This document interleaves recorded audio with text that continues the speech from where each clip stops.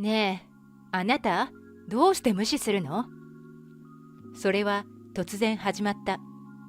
友人との飲み会から帰ってきた夫が不機嫌な顔で私をきっと睨みつけ、それから無視するようになったのだ。私がまるでいないもののように振る舞う。気に入らなければ私が作った夕食を平然とゴミ箱に捨て、カップラーメンをすする夫。家事も何もせず書斎にこもる。優しい夫の表変ぶりに私はなすすべもなかった。まさかそれにあんな理由があったなんて、私の想像をはるかに超える展開に私は驚愕したのだった。私はアキナ、32歳の会社員。夫の和也とは会社の同僚として知り合った。会社は地域密着型の建設会社。同僚はいい人たちで和気あいあいとしている。社長も理解がある。結婚して5年、共働きで仲良く家事も分担。和也は器用な人で料理も掃除も私以上に上手なのだ。私たちには子供はいない。結婚3年目の時、子供が欲しくて2人で不妊治療に臨むことにしたのだが、検査の結果、夫の方に不妊理由があり、子供ができないことが判明したのだ。ショックは大きかったが、それでもいいと思っていた。優しい夫と2人で仲良く暮らしていけばいい。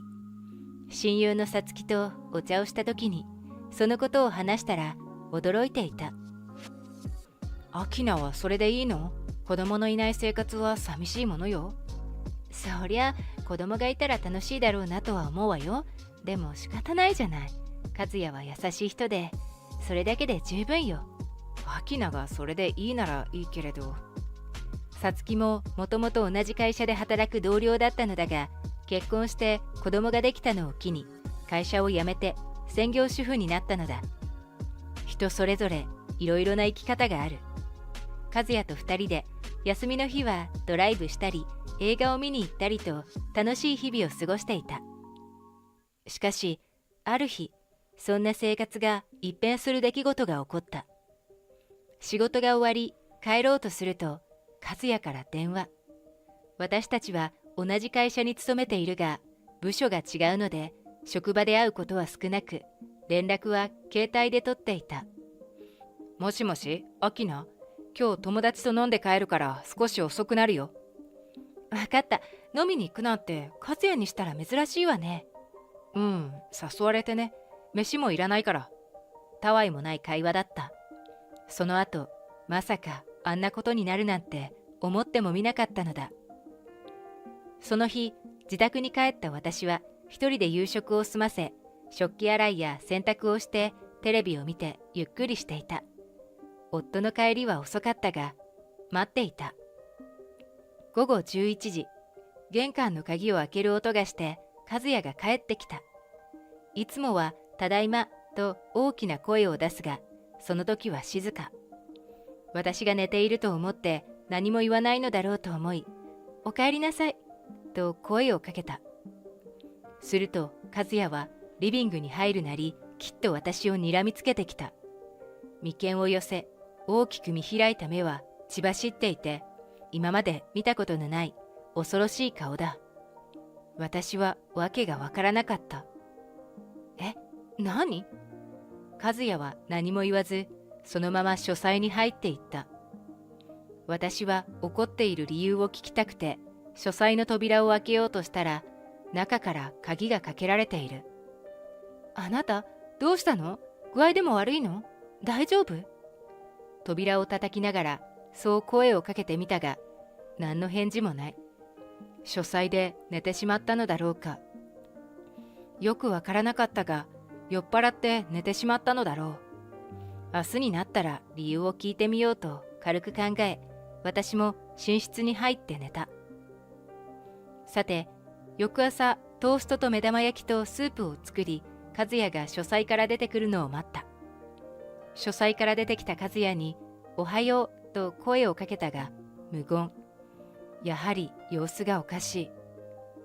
朝食できてるわよ。どうしたの？なぜ何も言わないの？何を話しかけても答えない。まるで私が見えていないような態度で顔を洗って着替えて出て行ってしまった。一人取り残された私は呆然としてしまった。私が何か和也が怒るようなことをしたのだろうか、もしくは気に障るようなことを言ったのだろうか。懸命に考えてみたが思い当たらない。私は一人で朝食を済ませ、重い足取りで会社へ向かった。私が会社で仕事をしていると、同僚の田中さんが声をかけてきた。相川さん、なんだか顔色が悪いけれど、どうしたの？ありがとうございます、田中先輩。大丈夫です。ちょっと疲れているだけで。無理しないで、ちょっと休めば？この田中さんという同僚は私の先輩にあたる。優しく親切で入ったばかりの頃、私に仕事のやり方を教えてくれた人だ。いい先輩とはいえ男性でもあるし、まさか夫が口を聞いてくれないんですなどと言ったことは口が裂けても相談できない。それからも夫の無視は続き、1週間経っても和也は私を空気のように扱った。私の作った食事は食べるが、食器はテーブルに置いたまま片付けない。洗濯も掃除も何もしない。それまでやっていた家事分担も完全に無視して書斎にこもるのだ。今日の仕事はどうだった？ねえ、具合でも悪いの？私は普段通りに話しかけるのだが、夫は返事をしない。もしかして私が見えていないのだろうかとさえ思ってしまう。それとも夫は言葉が出ない病気にでもかかっているのだろうか。翌日、会社での夫の様子を探ることにした。休憩時間に夫の部署をそっと覗いてみる。すると和也は近くの同僚と笑いながら話していた。全く違和感がない。ということは、無視をするのは私だけのようだ。こんな生活がずっと続くのは耐えられないので、今日こそは和也にどうして無視をするのか問い詰めようと決意した。和也の好きなハンバーグを作って帰りを待った。しばらくすると、ガチャリと玄関の鍵が開く音。その日もやはり和也は無言の帰宅だった。お帰りなさい。今日はあなたの好きなハンバーグよ。ねえ、あなたもういい加減にしてくれない？どうして私をずっと無視するのよ。私が大きな声で和也に迫ると、彼は初めて私をちらっと見た。そして顔を歪めてちっと舌打ちをしたのだ。何を怒っているわけ？理由を言ってくれないとわからないでしょ。すると和也はテーブルに近づき、ハンバーグが乗った皿をゴミ箱に持っていき、おかずを全部捨てたのだ。何をするの？あまりのことに私が叫ぶと、テーブルの上の水の入ったコップを手に取り、私めがけて投げつけたのだ。ガチャーンと大きな音が鳴り、コップは私の方をすり抜けて壁に当たって砕けた。そんなひどいことをしながら彼は一言も発しなかった。そしてまた書斎にこもったのだ。その翌日、私が起きると和也は朝早くに会社に行ったようで、もう家にはいなかった。その代わりテーブルに夫の欄が記入された離婚届が置かれていたのだ。そしてメモ。自分の行いを反省しないのならば離婚するしかない。態度を改めるならこのまま一緒にいてやる。私が何をしたと言いたいのだろうか。もう私はどうしていいのかわからなくなった。親友のさつきに電話で相談してみた。へえ、あの優しい和也さんが無視するの？そう、いつも怖い顔をしていて私と一切話さないの。明菜が何か言ったんじゃないの？それが何も心当たりがないのよ。和也さんも仕事が忙しくて余裕がなくてあなたに八つ当たりしてるんじゃない？そうかな。どうしても無理の時は別れてもいいんじゃない？アキナは美人だからすぐに新しい人が見つかるよ。え？さつきは親友だと思っていたが、所詮は人事のようだ。別れろと簡単に言うなんて。それからも夫の無視は続いた。3ヶ月、夫とは話していない。私は精神的に辛くなり、食欲もなくなり、夜も眠れなくなった。仕事でもミスが続き、上司から注意されることが続いたのだ。田中先輩が心配してくれた。相川さん、このところ調子が悪いね。大丈夫？優しい声かけに涙がこぼれそうになる。はい、このところちょっと家の方がゴタゴタしていて。家のことは俺にはどうにもできないけれど、仕事の方は大変な時は俺に回してくれていいから。ありがとうございます。家族である夫よりも他人の方が優しいなんて。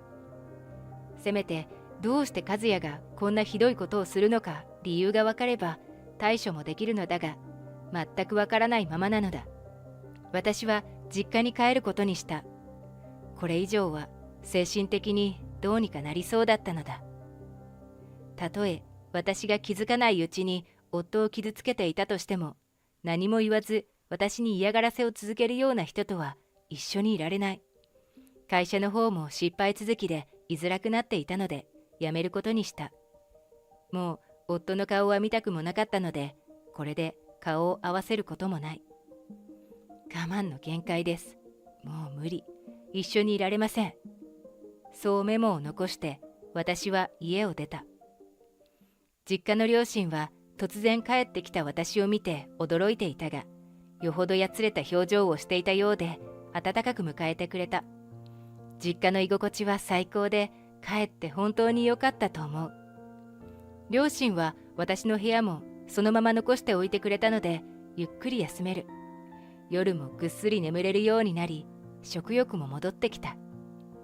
和也からは何も連絡がなくて、やはり私のことはどうでもいいようだ。少し別居して冷却期間を置けば、彼も反省するかもしれない。もともとは優しい人だったのだから。6ヶ月過ぎた頃、私はすっかり元気になり、仕事を探そうと思うようになった。慣れた仕事である建設会社を中心に就活を始めた。面接のためスーツを着て会社に向かった。久しぶりに緊張する。中途で雇ってくれるところは少なく、面接をしてくれるだけでもありがたい。面接官は40代の女性で穏やかで優しい人だった。彼女の話では急に辞めた人がいるらしく、前向きに考えてくれるとのことで期待が持てた。面接も終わり、ほっとして駅前を歩いていた時だ。衝撃的なものを見てしまった。夫と親友のさつきが腕を組んで歩いているのだ。あまりに驚いて声を出しそうになったが、慌てて手で口を押さえた。二人は居酒屋に入っていった。私は見つからないようにこっそり後をつける。その店は個室風になっていて、高い仕切りがあるので隣は見えにくいが声は聞こえる。私は二人の隣の席に入って聞き耳を立てた。こんな風に和也さんと会えるようになって嬉しいわ。私前から和也さんのこと好きだったの。嬉しいよ。アキナのやつ実家に帰ったままなんだ。ひどい女だよ。あんなおとなしそうな顔して浮気していたなんてね。あ、私も浮気になるか。私と旦那はもう家庭内別居の状態だから別れたのと一緒だけどね。この二人は何を言っているのだろうか。二人が仲良くなったのもショックだったが、話の内容も衝撃的だった。私が浮気？全く心当たりがない。さつきは浮気相手の子供は作らないだろう。秋野は妊娠までしているんだぞ。びっくりしたわ。同僚の田中という男の子供だって？そうなんだよ。もう頭にきて、ずっと無視して嫌がらせしてやったんだ。私には子供はいらない。和也さんと二人で生きていくなんてきれいごと言ってたのにね。俺に他人の子を育てさせるつもりなんだろうか。離婚するんでしょ？証拠を揃えて慰謝料をもらってからな。私も離婚するわ。そうしたら一緒になりましょう。そうだな。明日からの温泉旅行、楽しみだわ。和也さんと行けるなんて夢みたい。田中さんの子供だって、ただの同僚で一緒にお茶も飲んだことがないのに、どこからそんなデマが出たのだろうか。それに、たとえそんな噂を聞いても、私のことを信じて直接聞くのが筋だろう。勝手にデマを信じて私に嫌がらせをして、おまけに浮気なんて。私は無性に腹渡が煮えくり返った。このままにしてはおけない。それから私は調べ始めたのだ。まず田中先輩に聞いてみるのが一番だ。あんなに私に親切にしてくれた人なので、和也にそんな風に思われていることを知って驚くことだろう。そう思っていたのだが、電話をして驚愕した。彼は完全に妄想の世界に入っていたのだ。これでやっと俺たち一緒になれるね。俺はアキナが入社した時からずっと好きだったのに、和也のやつに奪われてしまって。離婚するんだろう。次は俺と結婚する番だね。どうも田中先輩の中では私と付き合っていると思い込んでいるようだ。彼にうまく話を合わせながら聞き出したところによると、田中は和也を飲み屋に誘い、私と田中が付き合っていると妄想の話をしたらしい。それを信じ込んだ和也が私に嫌がらせをしていたという話。田中はさらに妄想を膨らませ、私とどんなにラブラブかを和也に話し、妊娠までしていると話したそうだ。実際に彼はそう思い込んでいるようだ。悪びれずにスラスラと話す彼の話を聞いていて、恐ろしくて背筋が凍りついた。それでさ、俺たちの結婚式はいつにしようか。子供も生まれるから早い方がいいね。そうかな。考えてみるね。彼を刺激しないように話して電話を切り、着信拒否にした。そして前の会社の上司にこのことを話し、なんとか田中先輩を病院に連れて行ってもらうようにして、私のことは亡くなったことにしてほしいと頼んだ。それから数日後、和也が突然実家を訪ねてきた。インターホンを何度も鳴らすのでカメラを覗くと、顔を真っ赤にして怒っている和也が映った。いい加減にしろ。急に何？別れたいんならはっきりそう言えよ。田中と結婚したいんだろ。勘違いをしているようなので、私はドアを開けた。次の瞬間、私のお腹を見て、夫は顔面蒼白。お前、田中の子を妊娠したんじゃないのか？もう8ヶ月に入るって田中から聞いたぞ。妊娠などしていない。私はスリムなジーパンを履いていた。お腹部分はぺちゃんこなので、妊娠していないのは明らかなのだ。私は田中先輩の状態を話した。和也は目を皿のようにして私を見つめた。俺はすっかり信じてしまって。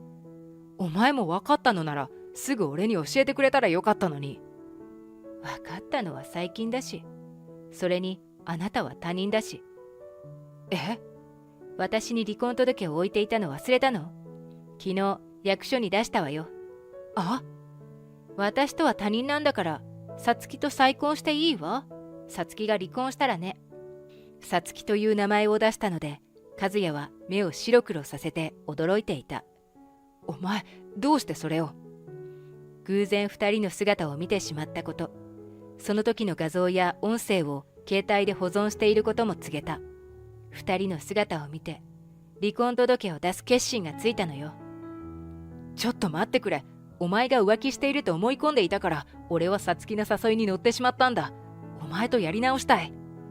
もう無理ね。なぜ？お前は誰とも付き合っていないんだろう。あなたとさつきの裏切りは絶対に許せないし、もうあなたのことを信用できないのよ。すまなかった。この通りだからやり直してくれ。和也は頭を床にこすりつけて土下座をして謝ってきた。今さら遅いのよ。後のことは弁護士さんと話して。私はもう二度とあなたには会いたくない。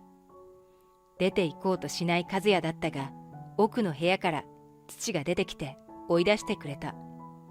その後、弁護士を通して和也から浮気の慰謝料をもらった。浮気相手のさつきにも慰謝料を請求した。さつきは和也との浮気がバレて離婚したらしい。さつきの子供は夫が引き取ったそうだ。実家からも見放され、夜の仕事で生活しているとのことだ。結局、和也とさつきもうまくいかず、別れたと共通の知人から聞いた。和也は浮気の噂が広まり、会社に居づらくなり辞めてしまった。今は古くて安いアパートに住んで、バイトやパートをいくつも掛け持ちして生活しているらしい。田中先輩は病院に入院し治療中とのこと。